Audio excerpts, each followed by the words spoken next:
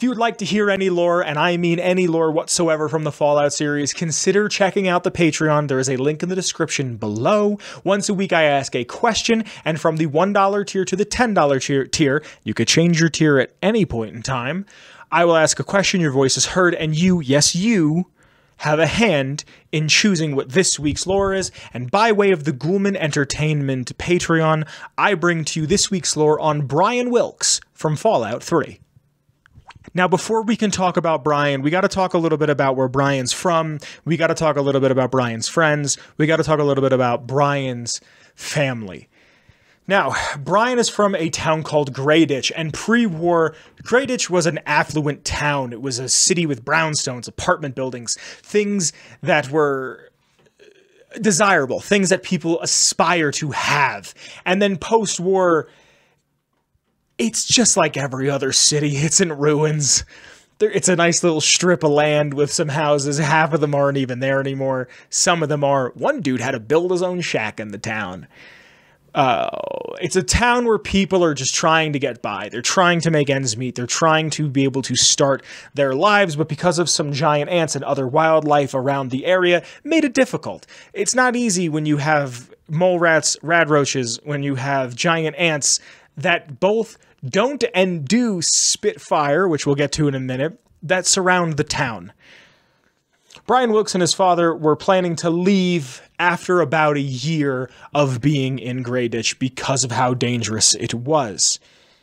At its peak, as far as we know, as far as documented history from Greyditch is, at its peak, 7 people were the highest its population had ever achieved. Those people being Brian and Fred Wilkes, so the little boy we're about to talk about, and the man who is his father, Fred, William, Sheila, and their son, Will Brandis, who were friends with the Wilkes family. William, the dad, being an ex-Enclave soldier, and the son, Will, who was nice. He was a little older than Brian, but they would share comics, and they would talk about Grognak and other characters from Hubris. It was really like one of the only friends that Brian has ever really had. He's also 8, which I'm going to get into in a little bit, but he's an 8-year-old kid, so, you know, what is there for an 8-year-old? Other than, okay, my dad's leaving, and he's going to go kill some ants and get some supplies. I guess I'll see him later. And then Dr. Weston Lesko, who arrives on November 15th, the day before my birthday, of 2276. Now, the Lone Wanderer leaves the vault August 17th, 2277 at 9:04 a.m. I didn't even know that. I knew it was in August, didn't know the time. Dr. Lesko wants to try to get rid of the giant ants that surround the town and are being a menace, and he decides that he is going to do that with an FEV-based mutagen. The mutagen then causes the ants to be able to breathe fire. What's worse than a spider? 10 spiders? 20 spiders? How about spiders that are on fire? By June of 2277, the giant ants had completely overtaken the town of Greyditch, and everybody but Brian Wilkes and Dr. Lesko are dead because of Dr. Lesko and these giant ants. Now, you can find Fred Wilkes, the father of Brian Wilkes, dead in his home because of the fire ant attacks. And from everything I could read on the wiki, and I get all of my lore off of fallout.fandom.com, the Nukapedia, if you will, everything I can read there, everything that I remember from playing, everything that I've played to get the footage for this, Fred seemed like a decent man. He seemed like a guy who really wanted to instill proper respect, proper ideals, proper thoughts, just to raise Brian to be a good young man, a respectable young man, a young man who you'd be proud to be friends with, proud to be around. He was strict, but how else are you going to raise a kid in the wastes? From the way Brian talks about his father, Fred, it seems that they almost had like a friendly relationship, the way he tried to instill this sense of pride. You can ask Brian Wilkes, why don't you just ditch town and run away?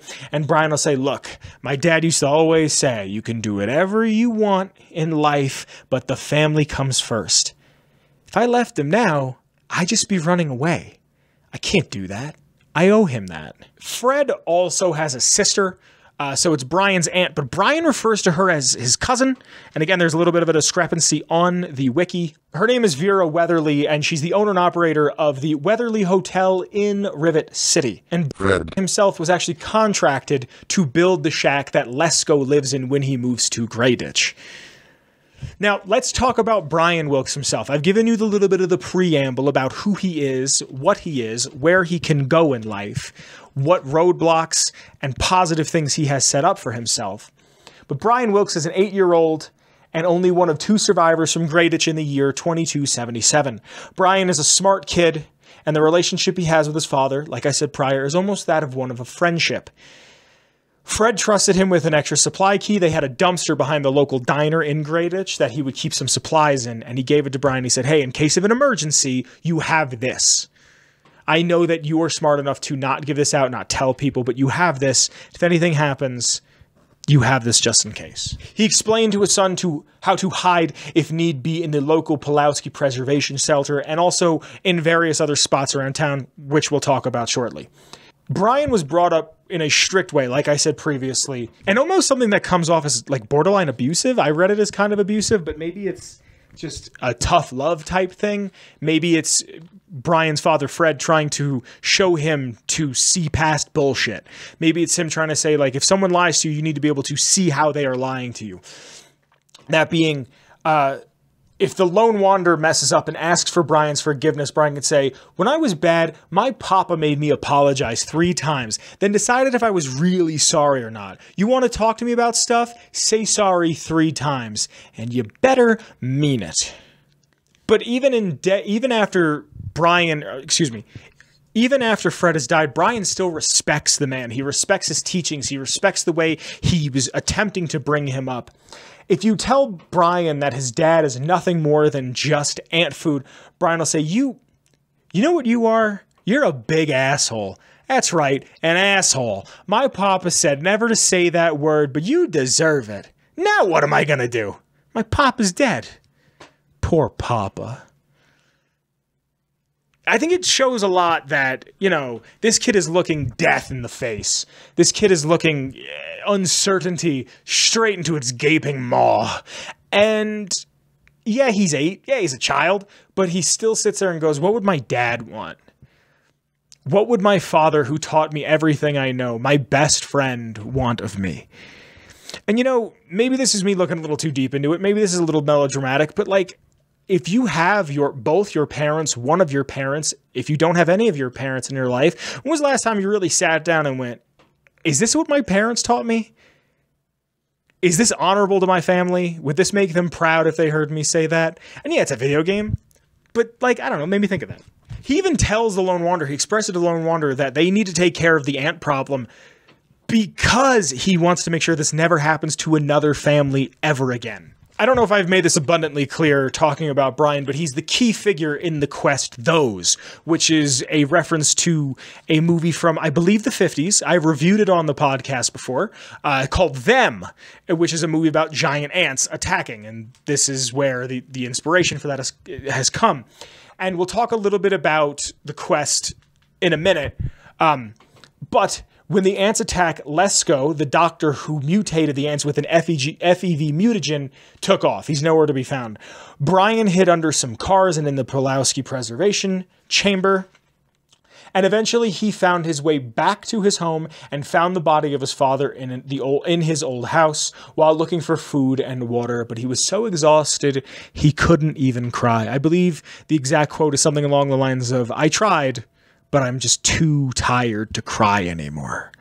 So here's an 8-year-old faced with ant attacks that are 3 times the size of him. He's hungry, he's thirsty, he finds the body of his best friend, the man who has taught him everything, and he just doesn't know how to process it. This is the beginnings of PTSD and a bunch of other disorders for this child. Now, the quest for Those, there's a couple different ways you could do it. You could clear out the town, you could find Lesko, you can kill Lesko. I've talked about the quest Those before. It's on the YouTube channel. If you're interested, go on. Make sure you subscribe.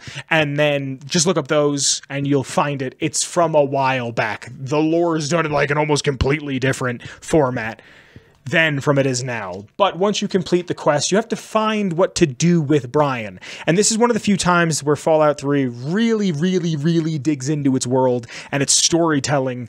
And you're essentially given 4 separate options at the completion of this quest.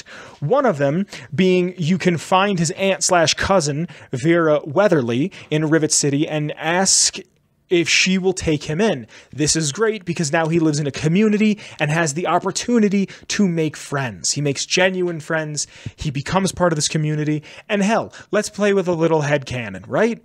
He can grow up to either become the head proprietor of the Weatherly Hotel. Maybe he gets a job working one of the food stands. He works at the chem shop. He gets a job. He gets employment. He's working with Flak and Shrapnel. He's running caravans with the caravanners who come to Rivet City. There's a lot of potential for this kid to grow up and be happy. He has genuine friends here. I even wrote a little smiley face in my notes because it made me happy that he gets some friends after his friends across the street had died. You can take him to Little Lamplight, and McCready will agree to take him in as long as he pulls his weight. And he's surrounded by kids his own age. He's 8, so he's got a couple years before he's a Mungo, and then he gets shipped off to Big Town. But the caves give him nightmares about the ants. And probably the worst one of them all, you can bring him to Eulogy Jones and sell him into slavery for 100, yes, only 100 caps. Eulogy says that he will bring him in and eventually make him into a breeder. So he is just to continue the livestock that is slavery in the Capital Wasteland. And the Lone Wanderer has to put the slave collar on him personally, himself. He has to put it on, and you can lie to the kid and tell him what Paradise Falls is, or you can just tell him he's a slave now. Either way, you're a monster. And probably the most depressing and just kind of like just whatever ending is you can just dip. You can just leave him there, be like, see you, kid, not my problem, I'm out of here. And you just take off, and he just has to live in a Pulowski and then kind of go back and forth from his old house and try to make life work. Presumably, this is how he would die. But no matter what, 3Dog will comment on all 4 of these outcomes. Now, I don't really normally talk about the bugs, but because he's a kid, there's some interesting bugs. And again, I get all my lore off of Fallout.fandom.com, the Wikipedia, if you will. So there's some things I'd like to read quick.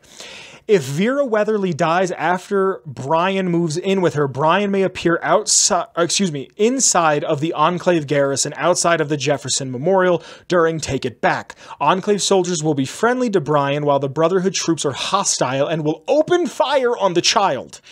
That's on Xbox. On PC, PlayStation, and Xbox, it is possible to find Brian being attacked by other NPCs. Some of them include an Enclave soldier north of the ruined farmhouse and a random encounter outside of the Super Duper Mart. On PC, PlayStation, and Xbox, Brian can be pickpocketed and reverse pickpocketed. This can be used to arm him, giving him a gun or other weapon, and changing his clothing. The player can steal and wear his ragamuffin outfit. Placing an explosive in his inventory merely adds it to his inventory rather than making it a live explosive. Brian Wilkes is very much one of the first kids outside of the Tunnel Snakes or Amada that you meet once you leave the vault, once you become an adult. One of the few things that you actually get, one of the few kids that you actually get to interact with and learn their story.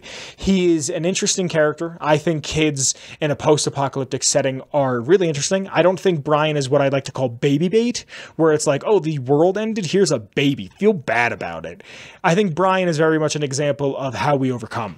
I think Brian is very much a positive story. I really enjoy seeing Brian rush up to me every single time I replay Fallout 3, because I know he's always going to be there, and he's always going to need someone to help him, and I'm always ready to do that for him. And I hope you guys enjoyed, because that is this week's lore. Hey everybody, wasn't that great? Didn't you enjoy that? A little bit of Fallout lore to start your day? Maybe midday Fallout lore? Hell, right before bedtime? Doesn't get any better than this. If you like this, check out the Patreon. There's a link in the description below. If you want to have your voice heard, if you want me to do a certain piece of lore, the best way to get in contact with me is through the Patreon. The people who are on screen right now, I gotta thank them. Thank you to these fine folks right now. Because of them, the show can continue to grow and get bigger and better. And if you want to check it out, from the $1 tier to the $10 tier, your voice is heard every single week. I filmed the full Atomic Radio Hour podcast episodes live in our Discord. Hey, you know what? While you're here, check out the Discord. There should be a link in the description below. Check out my Twitter. Check out the show's Twitter. Come hang out. It's a good time. My name has been Vince. I hope you guys enjoyed that. Thank you for supporting. Thank you for hanging out. Thank you to the Patreon. I love you guys, and I'll see you in the next one.